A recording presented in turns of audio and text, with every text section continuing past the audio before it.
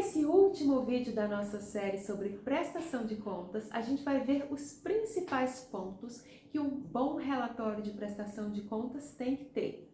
É claro, como eu já disse aqui, nada disso aqui é uma regra, nada disso vale para tudo. Você tem que ler, muito bem lido, o mecanismo ao qual você está submetendo o seu projeto para ver as exigências específicas de cada um.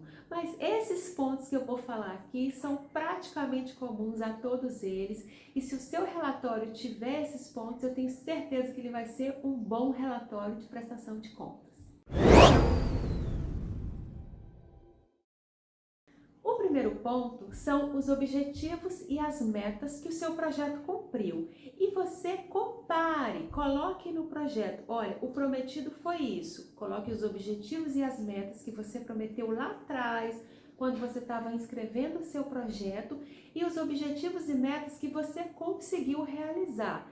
Claro, a gente sempre trabalha para que a gente consiga alcançar e, às vezes, até superar os objetivos e as metas que a gente prometeu cumprir. Caso você tenha tido uma captação proporcional, como eu já disse aqui em outros vídeos, você pode executar esses objetivos e metas proporcionalmente, mas é sempre bom que na proporção você tenha atingido o máximo. O segundo ponto, que é super importante em relatórios, são os resultados que o seu projeto gerou para a sociedade. Quais foram os benefícios, quais foram os impactos positivos, o seu projeto provocou ou promoveu alguma mudança no entorno, no local onde ele foi realizado? Lembra sempre das evidências que eu já falei aqui nos outros vídeos. Como é que você vai comprovar isso que você está falando? Através de depoimentos, através de declarações de ONGs, de pessoas, de empresas. Mas tenta trazer isso para o seu relatório. Qual era o cenário que você tinha antes, o problema que você queria resolver e como isso está agora, como esse problema ele foi afetado pelo seu projeto, por exemplo. Outro ponto super importante é como você cumpriu as medidas de acessibilidade, democratização de acesso e mitigação dos impactos ambientais gerados pelo seu projeto, que você disse lá atrás quando você inscreveu.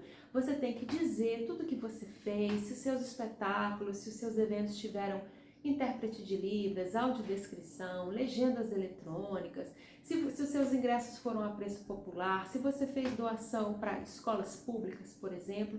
Tudo isso você tem que trazer para o seu relatório, você tem que contar como você fez e, mais uma vez, você tem que provar tudo que você está falando. Esse ponto é fundamental. Todo mundo gosta desse dado, especialmente o seu patrocinador, que são a quantidade de empregos gerados com a realização do seu projeto. Então, normalmente, a gente costuma classificar em empregos diretos, que são aquelas pessoas que você realmente contrata diretamente. Então, por exemplo, um produtor, um ator, um técnico de som, um motorista de caminhão, aquela pessoa que vai te emitir uma nota fiscal ou um recibo e você vai pagar diretamente aquela pessoa.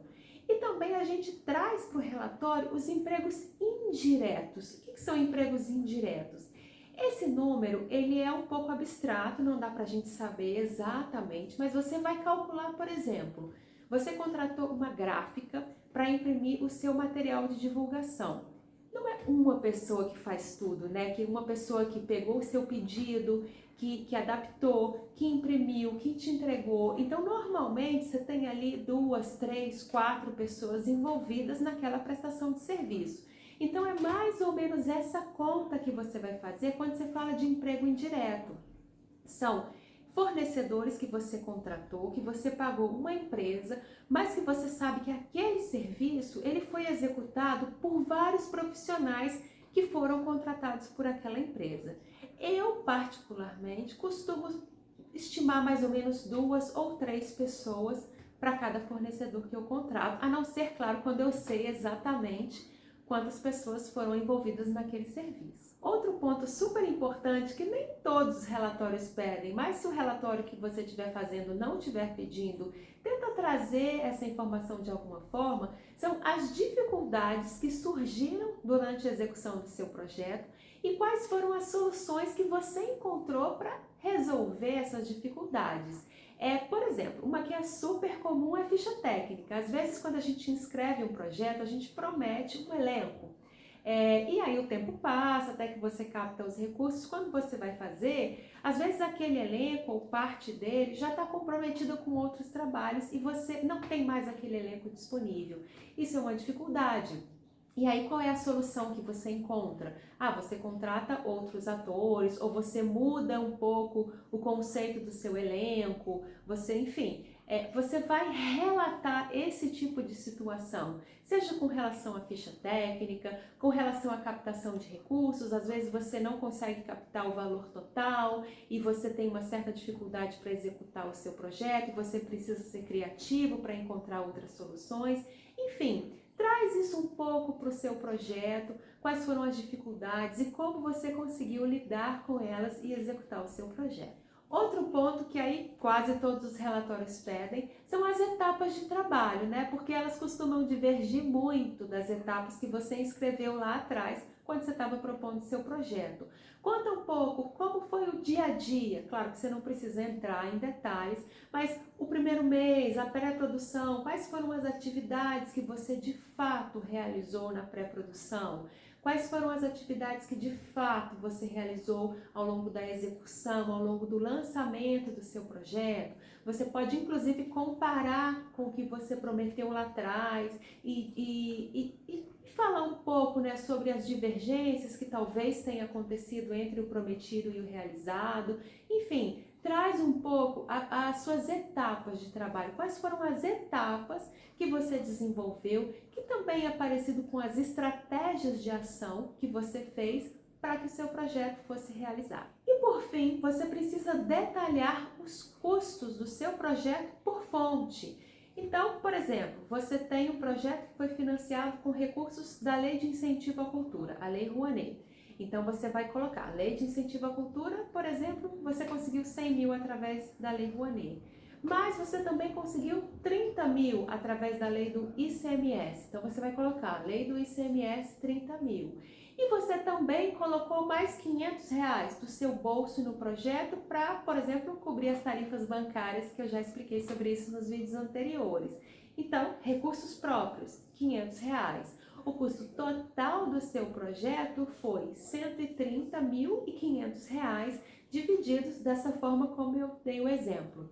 Então é legal você trazer de onde veio os recursos, cada recurso que compôs o orçamento geral do seu projeto. Então essas foram as principais dicas, os principais pontos para você construir um bom relatório de prestação de contas, um relatório conciso, um relatório com várias informações, um relatório sólido, um relatório que vai passar credibilidade para quem está analisando a sua prestação de contas, de que o seu projeto foi realmente executado. Seja transparente, seja claro, não tente enrolar, não tente encher linguiça, porque isso fica nítido para quem analisa os projetos, você pode ter certeza. Seja honesto, seja sincero e, claro, prove tudo o que você informar. Não coloque nenhuma informação que você não possa provar, porque caso você seja questionado sobre ela, espero que você não seja, porque você já apresenta as evidências quando você manda a prestação de contas, mas caso você seja questionado, você consiga provar e boa sorte. Se esse vídeo te ajudou e se você gostou, compartilha com os amigos e segue a gente no Instagram, no Facebook, no LinkedIn, no YouTube, que a gente sempre está produzindo material para ajudar você a conseguir os recursos para fazer o seu projeto. E se tiver alguma sugestão de vídeo, de tutorial, de coisa que você precisa saber sobre lei de incentivo à cultura, manda pra gente.